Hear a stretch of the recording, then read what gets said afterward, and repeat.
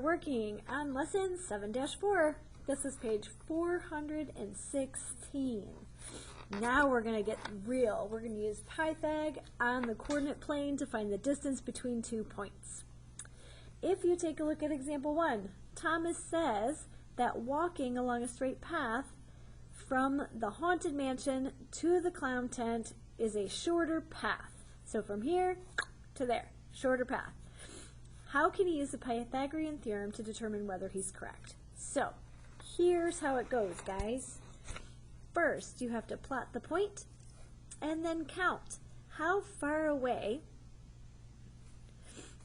is the right triangle. So here's your 2 points that you want to go to, but you need to figure out both legs before you can figure out the hypotenuse. So what we do is we draw the points on the coordinate plane and then create a right triangle. So now we can count the number of units. This is 1, 2 units, and this is 1, 2, 3 units. That's how we get the legs of 2 and 3. So now it's pretty straightforward. You use the Pythagorean theorem.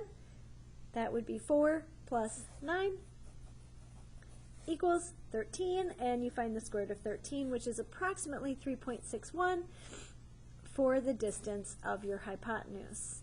So the next part, though, this is where it gets interesting, because he wants to say that the distance is shorter, so you have to actually use the scale, which is right here, on the map to prove that. So how you do that is you put together a ratio. So they did 1 centimeter is equal to 500 feet. They want to know how much 3.61 centimeters is, how many feet that is. Now, what I've always taught my students is the butterfly method. This works for every ratio under the sun, you guys. So what you do is you take the diagonal, okay, the 2 that you have across from each other, you're going to multiply. 500 times 3.61, and then you divide by the third number, which would be 1. Okay? In this situation, 500 times 3.61 is about 1,805 feet, okay, which is shorter than if he actually walked 2 and 3, that would be 5 times 500, and that's how they got the 2,500 feet. Okay, so yes, this would be the diagonal, which would be shorter. That's how he proves that. So now we're going to take a look at the try it. So it asks you, what is the distance between points A and B? The distance between point A and B is about blank units. So here's what we have to do. Create that right triangle so that you have 2 legs and count 1, 2. This is 2 high. This is 2 across. So your A is going to equal 2. Your B is going to equal 2. So A squared, sorry, we can go ahead and, well, I'll write it out for you. A squared is 2 squared plus another 2 squared, because that's what our B is, equals C squared. So that's 4 plus 4 equals 16, right? No, it equals 8. My apologies. So that is 8 equals C squared. We just want C, so we have to do the square root. So on your calculator, second function, square root of 8 is 2.8, rounded to the nearest tenth. So C equals 2.8. Did they ask us to round to the nearest tenth?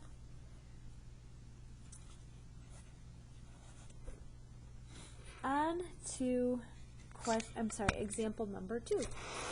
So example number 2, as I was looking through this, it does have a typo, okay?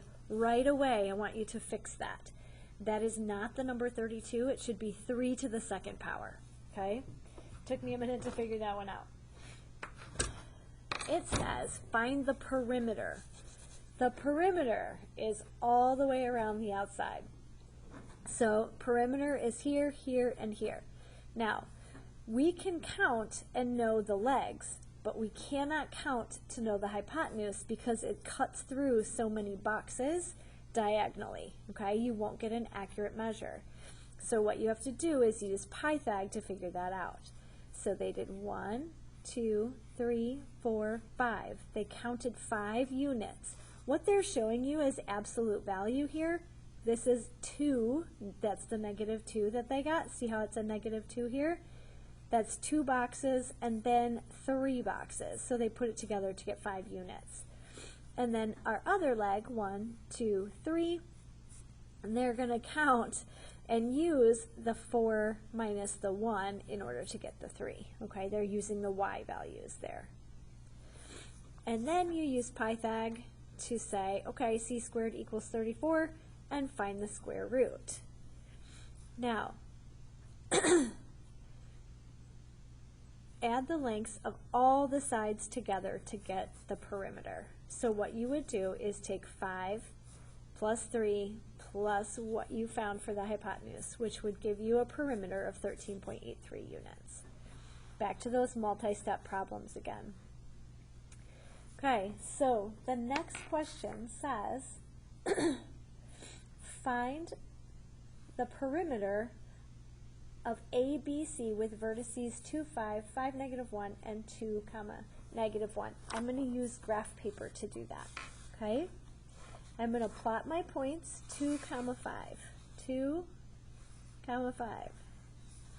Then I'm going to plot 2, oh, is it +5, right? Yep.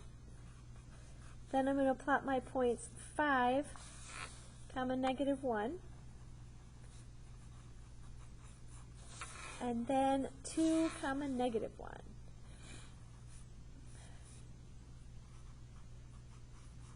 Okay, here is my triangle.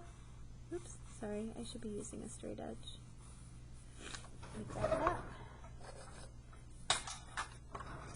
A good old Kuroko business card.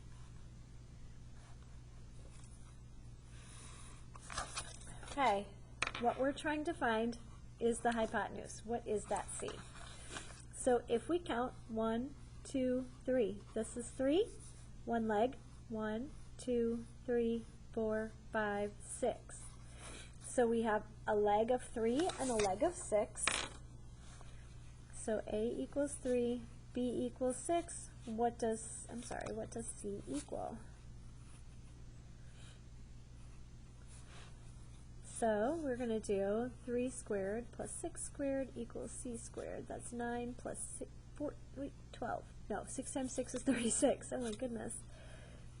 Equals, grab my handy dandy calculator, and 9 plus 36 is 45. So that is C squared, which is 45, so we need the square root. Second function, square root 45 is 6.7, okay? Now what we're going to do is find that perimeter. So we're going to take 3 plus 6 plus 6.7. 3 plus 6 plus 6.7 equals about 15.7 units. If there is no label, you can simply say units, okay? I'm going to be right back. I'm going to grab myself another piece of graph paper so that we can do example 3. Take a look and read example 3. I will be right back.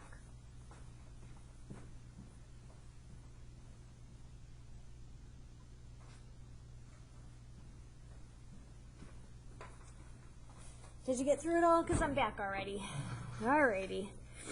Here's the little detail that we need to pay attention to. Lee draws one side of an equilateral triangle with the vertices of -1, +1, and 3, +1. So you have to understand that an equilateral triangle is going to be the same on all sides. So if you put the point at -1 and then 3, +1, that is 1, 2, 3, 4 units, right? Which means our hypotenuse is going to be 4 units. So this is 2, this is 2. This part right here is 4 units.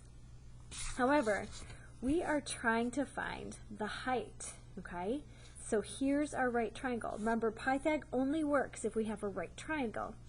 So what they did is they used Pythag they gave 2 to B, because in order to, if we did an equilateral triangle right here, there is, if we took that out, there's no right triangle in there. So you have to create one in order to use the Pythagorean theorem. So they used Pythag to solve for A, which is 3.5, okay? Knowing that this is an equilateral triangle, they went straight up and went up 3.5. 1, 2, 3.5, okay? Let me show you that process with the try it. I grabbed a new piece of graph paper so that we could see it clearly, okay? It says, what are the coordinates to the nearest tenth, that's important, of the third vertex of an isosceles triangle? This means that 2 sides are the same. See, equilateral means all the sides are the same, 4, 4, and 4. But isosceles means 2 sides are the same.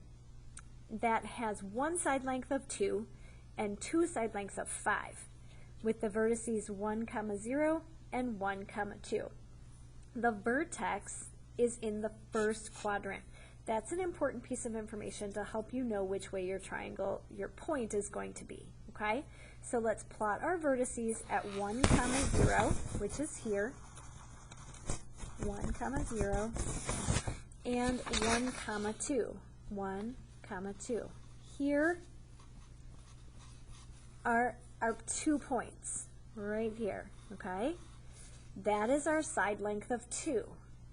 Now we know that the vertex is in the first quadrant. This is quadrant 1, this is quadrant 2, this is quadrant 3, and this is quadrant 4 when you're working with the coordinate plane, okay?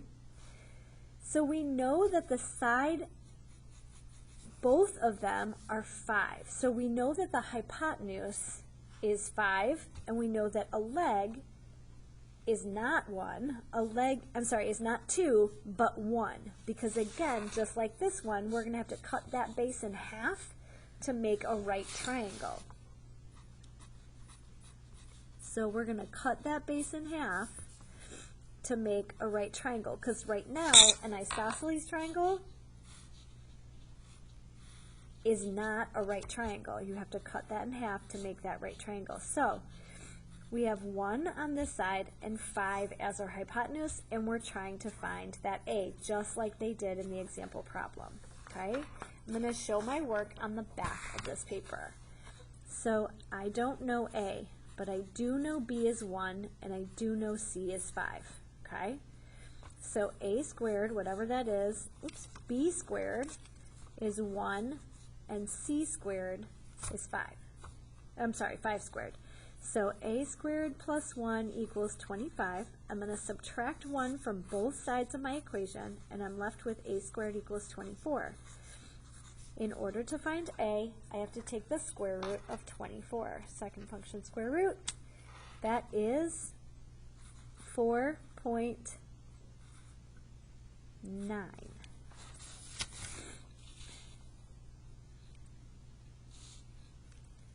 So the vertices, and it goes into the first quadrant, okay? So here I know the side length is 5, and this is, what did I say C was? Oh, sorry, it's over here, 4.9. So that would be right about here. So then you would take your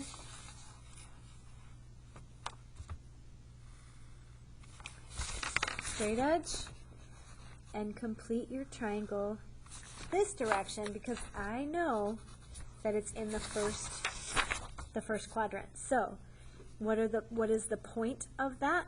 It would be 4.9, 1. So the end game here is, what are the coordinates to the nearest tenth? That would be 4.9, 1. Have a good day, everybody.